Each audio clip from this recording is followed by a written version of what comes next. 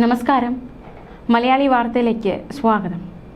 മിഥുൻ്റെ മരണം കേരളത്തെ ഒന്നടങ്കം കണ്ണീരിലാഴ്ത്തിയിരിക്കുകയാണ്. കഴിഞ്ഞ ദിവസം മിഥുൻ്റെ പിതാവ് വേദനയോടെ മാധ്യമങ്ങളോട് പ്രതികരിച്ച ചില വാക്കുകൾ അത് കേൾക്കുമ്പോൾ ഒരു നോവായി മാറിയിരിക്കുകയാണ്. വ്യാഴാഴ്ച രാവിലെ സ്കൂളിൽ കളിക്കുന്നതിനിടയിലാണ് കൊല്ലം തേവലക്കര ബോയ്സ് സ്കൂൾ 8ാം ക്ലാസ് വിദ്യാർത്ഥി മിഥുൻ ഷോക്കേറ്റ് മരിച്ചത്.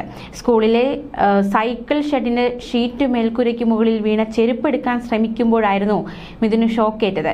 കുട്ടി ഷീറ്റിന് മുകളിലേക്ക് കയറിയപ്പോൾ താഴ്ന്നു കിടക്കുന്ന KSEB ലൈനിൽ തട്ടി ഷോക്കേൽക്കുകയായിരുന്നുവെന്നാണ് പ്രാഥമിക വിവരം. മറ്റു കുട്ടികൾ ആരോ ആണ് ചെരുപ്പ് എറിഞ്ഞത് എന്നതടക്കമുള്ള വിവരങ്ങളൊക്കെ നമ്മൾ കഴിഞ്ഞ ദിവസങ്ങൾ അറിഞ്ഞിരുന്നു. ഈ പിതാവ് വേദനയോടെ ചില കാര്യങ്ങൾ പറയുന്നുണ്ട്. അതായത് രാവിലെ മകനെ ബൈക്കിൽ സ്കൂളിൽ വിട്ട് വീട്ടിൽ മടങ്ങിയെത്തി മണിക്കൂറുകൾക്കുള്ളിലാണ് തൻ്റെ മകൻ്റെ മരണവാർത്ത ആ പിതാവ് മനു കേൾക്കുന്നത്. തൻ്റെ പൊന്നുമോൻ്റെ മരണവാർത്തയറിഞ്ഞ് തകർന്ന് തരിപ്പണമായി പോയി ആ പിതാവ്. വൈകിട്ട് പുതിയ ചെരുപ്പ് വാങ്ങിത്തരാമെന്ന് മനു മകൻ മിഥുന് വാക്ക് നൽകിയതാണ്. സ്കൂളിൽ നിന്ന് നേരത്തെ മടങ്ങി വരാമെന്ന് പറഞ്ഞാണ് മിഥുൻ സ്കൂളിലേക്ക് കയറിപ്പോയത്. എന്നാൽ ഇനി തൻ്റെ മകൻ തന്നോടൊപ്പം ഇല്ല എന്ന സത്യം ആ പിതാവിന് അക്ഷരാർത്ഥത്തിൽ അത് ഉൾക്കൊള്ളാവുന്നതിലും അപ്പുറമാണ്. അതിനേക്കാൾ അപ്പുറമാണ് അമ്മയുടെ അവസ്ഥ. അമ്മ ഇവിടെ വീട്ടുജോലികൾ ചെയ്ത് ജീവിക്കായിരുന്നു. ഇതിനിടയിൽ ചില പ്രാരാബ്ദങ്ങൾ വരുന്നു. അതിനിടയിൽ വിദേശത്തേക്ക് പോകുന്നു. ആ വിദേശത്ത് വെച്ചാണ് തൻ്റെ മകൻ്റെ ഈ കാര്യം, അതായത് ഇത്രയും ഒരു വലിയൊരു ദുരന്തം വാർത്ത ആ മാതാവ് അറിയുന്നത്. മാതാവ് ഇങ്ങോട്ട് വന്നുകൊണ്ടിരിക്കുകയാണ്. വന്ന ശേഷം സംസ്കാര ചടങ്ങുകൾ നടക്കും. തീർച്ചയായിട്ടും ആ കുടുംബത്തിൻ്റെ വേദനയ്ക്കൊപ്പം കേരളവും ഒത്തുചേരുകയാണ്. എന്തു പറ്റിയതാണെന്ന് തനിക്ക് അറിയില്ല എന്ന് വേദനയോടെയാണ് ആ പിതാവ് പറയുന്നത്. ആരുടെ അനാസ്ഥയാണ് എന്നും തനിക്ക് അറിയില്ല. എനിക്കെൻ്റെ മോനെ നഷ്ടമായി, അതുമാത്രമാണ് എനിക്ക് അറിയാവുന്നത് എന്നതടക്കമുള്ള പ്രതികരണമാണ് കഴിഞ്ഞ ദിവസം ഈ പിതാവിൻ്റെ ഭാഗത്തു നിന്നും ഉണ്ടായത്. പിതാവിന് അത് മാത്രമേ പറയാൻ സാധിക്കുന്നുള്ളൂ ഈ ഒരു സാഹചര്യത്തിൽ. കൂലിപ്പണിക്കാരനായ മനു ഇന്നലെ പണിയില്ലായിരുന്നു. അതുകൊണ്ട് അദ്ദേഹം മകനെ ബൈക്കിൽ സ്കൂളിൽ കൊണ്ടുവിട്ടു. സാധാരണ മിഥുൻ സ്കൂൾ ബസ്സിലാണ് പോകാറുള്ളത്. പക്ഷെ കഴിഞ്ഞ ദിവസം മനു തന്നെ മിഥുനെ കൊണ്ടുവിടുകയായിരുന്നു. സാമ്പത്തിക പ്രാരാബ്ദങ്ങളുള്ള ഒരു കുടുംബമാണ്. 3 മാസങ്ങൾക്ക് മുൻപായിരുന്നു മനുവിൻ്റെ ഭാര്യ സുജ കുവൈറ്റിലേക്ക് പോയത്. ജോലിക്ക് വേണ്ടിയിട്ടാണ് കുവൈറ്റിലേക്ക് സുജ പോയത്.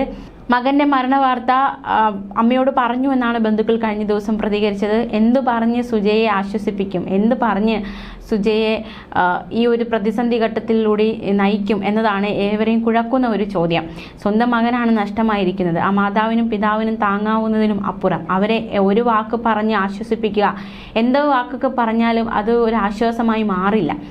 തേവലക്കര ബോയ്സ് സ്കൂൾ 8ാം ക്ലാസ് വിദ്യാർത്ഥി മിഥുൻ ഷോക്കേറ്റ് മരിച്ച സംഭവത്തിൽ ഇപ്പോൾ പ്രതികരണവുമായി സ്കൂൾ മാനേജർ തുളസീധരൻ പിള്ള രംഗത്ത് വന്നിട്ടുണ്ട്. എന്താണ് സ്കൂൾ മാനേജർക്ക് പറയാനുള്ളത് എന്ന് നമുക്ക് നോക്കാം. ഈ മരണത്തിൽ അതിയായ ദുഃഖമുണ്ട് എന്നാണ് സ്കൂൾ മാനേജറുടെ പ്രതികരണം. ഇങ്ങനെയൊന്ന് സംഭവിക്കുമെന്ന് കരുതിയില്ല എന്നും അദ്ദേഹം പ്രതികരിച്ചിരിക്കുകയാണ്. അപകടം സംഭവിച്ച സൈക്കിൾ ഷെഡിന് മുകളിൽ കയറാനുള്ള പഴുതുണ്ടായിരുന്നില്ല എന്നാണ് സ്കൂൾ മാനേജറിന്റെ വെളിപ്പെടുത്തൽ. പക്ഷേ 9 വർഷമായി ഈ ഷെഡുണ്ട്, ഇന്ന് വരെ അപകടാവസ്ഥ ഉണ്ടായിട്ടില്ല എന്നതടക്കമുള്ള പ്രതികരണമാണ് സ്കൂൾ മാനേജറിന്റെ ഭാഗത്തു നിന്നും ഉണ്ടായിരിക്കുന്നത്. മാത്രമല്ല ഈ വൈദ്യുതി ലൈന് 40 വർഷമായിട്ട് ഇവിടെ ഉണ്ട്. 9 വർഷമായി ഈ ഷെഡുമുണ്ട്.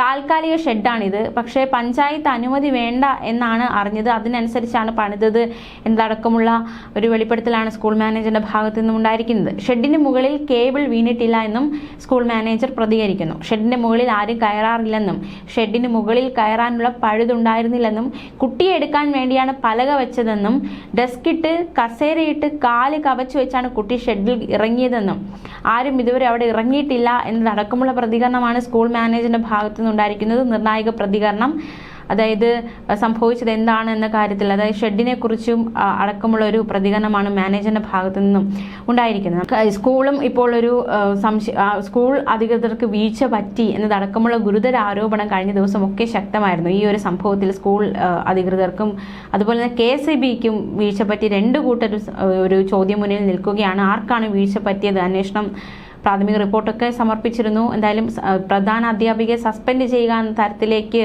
ഒരു തീരുമാനമൊക്കെ എടുക്കുമെന്ന വിവരങ്ങളും പുറത്തു വരുന്നുണ്ട് ഈ മണിക്കൂറുകളിൽ. സ്കൂളിന്റെ പുറകുവശത്താണ് ഷെഡുള്ളത്. ജൂലൈ 2-ന് സുരക്ഷയുമായി ബന്ധപ്പെട്ട എല്ലാ വകുപ്പുകളുടെയും താലൂക്ക് തല മേധാവികൾ പങ്കെടുത്തുള്ള യോഗം നടന്നിരുന്നു എന്നതടക്കമുള്ള പ്രതികരണം സ്കൂൾ അധികൃതരുടെ ഭാഗത്തു നിന്നും ഉണ്ടാകുന്നു. അന്നത്തെ ആ യോഗത്തിൽ ഈ വിഷയം ഉന്നയിച്ചിരുന്നു എന്ന ഒരു പ്രതികരണവും വരുന്നുണ്ട്. ഇങ്ങനെയൊന്നും സംഭവിക്കുമെന്ന് അറിയില്ലായിരുന്നു. മാത്രമല്ല ഈ ഒരു കാര്യത്തെക്കുറിച്ച് മിനിറ്റ്സിലില്ലല്ലോ എന്ന കാര്യം ചൂണ്ടിക്കാട്ടി. അപ്പോൾ മിനിറ്റ്സിൻ്റെ കാര്യം ശ്രദ്ധിക്കേണ്ടത് KSIB ആണ് എന്നൊരു പ്രതികരണമാണ് സ്കൂൾ അധികൃതരുടെ ഭാഗത്തു നിന്നും ഉണ്ടാകുന്നത്. മാത്രമല്ല KSIB ഉദ്യോഗസ്ഥൻ ശ്രദ്ധയുണ്ടാകുമെന്നും പരിശോധിക്കുമെന്നും പറഞ്ഞിരുന്നു.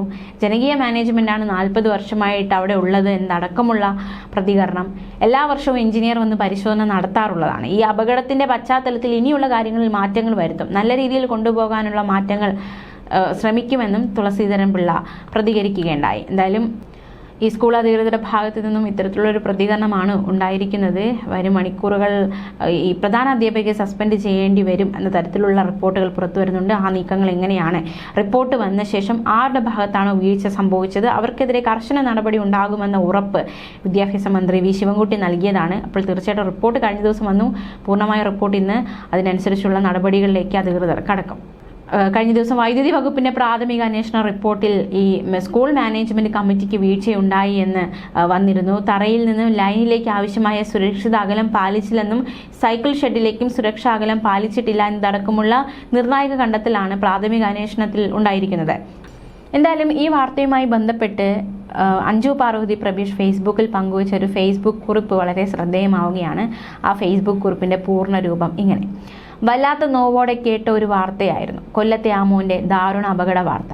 സ്കൂളിലേക്ക് സന്തോഷത്തോടെ പോയ ഒരു കുഞ്ഞിൻ്റെ അപ്രതീക്ഷിത വിയോഗ വാർത്ത കേൾക്കേണ്ടി വരുന്ന ആ വീട്ടുകാരുടെ അവസ്ഥ ഓർക്കുമ്പോൾ തന്നെ ചങ്കുപൊടിയുന്നു. അല്ലെങ്കിൽ തന്നെയും എത്രയോ വർഷങ്ങളായിട്ട് നമ്മുടെ മക്കൾ സ്കൂളിൽ പോയിട്ട് മടങ്ങി വരുവോളം ആദിയോടെ നെഞ്ചിലിടിത്തിയുമായി കാത്തിരിക്കേണ്ട അവസ്ഥയിലാണ് രക്ഷകർത്താക്കൾ. കുഞ്ഞുങ്ങൾ കൈവീശി ചിരിച്ചുകൊണ്ട് വീട്ടുപടിക്കൽ നിന്ന് യാത്രയാകുമ്പോൾ മുതൽ അപകടം പതിയിരിപ്പുണ്ട്. അതൊരു പക്ഷേ പൊട്ടിപ്പിളർന്ന് കിടക്കുന്ന റോഡിലോ കുഴികളിലോ അലക്ഷ്യമായി നിരത്തിൽ പായുന്ന വാഹനങ്ങളുടെ രൂപത്തിലോ ക്ലാസ് റൂമിലെ പൊത്തിലോ എപ്പോൾ വേണമെങ്കിലും നിലം പൊത്തുന്ന സ്കൂൾ കെട്ടിടങ്ങളായോ ക്ലാസ് റൂമുകളുടെ മേലേക്ക് വീഴാൻ റെഡിയായിട്ട് നിൽക്കുന്ന മരങ്ങളായോ സ്കൂൾ കെട്ടിടത്തിൻ്റെ മേലേക്കോ വീണ് കിടക്കുന്ന ലൈൻ കമ്പികളുടെ രൂപത്തിലോ അല്ലെങ്കിൽ റാഗിങ്ങിൻ്റെ പേരിലോ ഒക്കെ ആകാം.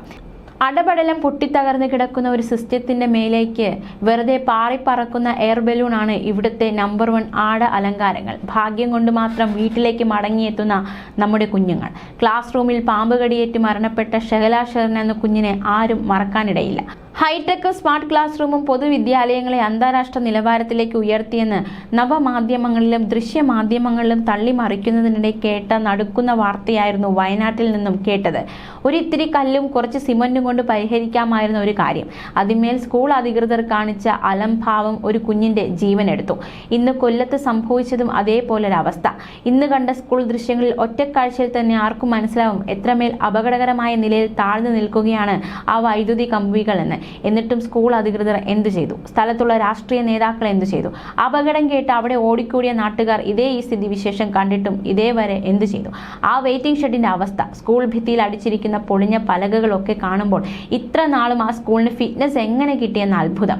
അല്ലെങ്കിലും ഈ ഒരു നാഥനില്ലാ കളരിയാണല്ലോ ഈ നാട്. എത്രയും ഗുരുതരമായ അനാസ്ഥ കൺമുന്നിലുണ്ടായിട്ടും കണ്ണു മൂടിക്കെട്ടി നടക്കുകയായിരുന്നു ബന്ധപ്പെട്ട അധികാരികൾ. സ്കൂൾ മാനേജ്മെന്റ്, വൈദ്യുതി വകുപ്പ്, സ്കൂൾ ഹെഡ്മാസ്റ്റർ, മറ്റ് അധ്യാപകർ, PTA, സ്കൂൾ സുരക്ഷകളെ സംബന്ധിച്ച് ഇടപെടാൻ അധികാരമുള്ള സ്കൂൾ കെട്ടിടം നിൽക്കുന്ന പഞ്ചായത്ത് ഭരണസമിതികൾ, ഇവരെല്ലാവരും ഉത്തരം പറഞ്ഞേ തീരും. പരസ്പരം പഴിചാരി അവനവന്റെ ഇരിപ്പിടം സേഫാക്കി വയ്ക്കേണ്ട സംഗതിയല്ല ഇത്. എന്തു തന്നെയായാലും ഇനിയും ഒരുപാട് കാലം നമ്മോടൊപ്പം ഉണ്ടാകേണ്ടിയിരുന്ന മോനെയാണ് ഈ പിഴച്ച സിസ്റ്റം ഇല്ലാതാക്കിയത്. മുന്നിലിരിക്കുന്ന കുട്ടികളെയും സ്വന്തം മക്കളെ പോലെ കാണാൻ കഴിയുന്നിടത്താണ് അധ്യാപനം എന്ന മഹാസബര്യ പൂർണ്ണമാകുന്നത്. പാവപ്പെട്ട കുടുംബങ്ങളുള്ള കുഞ്ഞുങ്ങളും തങ്ങളുടെ കുഞ്ഞുങ്ങളെ പോലെ മനുഷ്യക്കുട്ടികളാണെന്ന് അധികാരഹുങ്കിന്റെ കനകസിംഹാസനങ്ങളിൽ അമർന്നിരിക്കുന്നവർക്ക് തോന്നുമ്പോഴാണ് രാജനീതിക്ക് അർത്ഥമുണ്ടാവുന്നത്.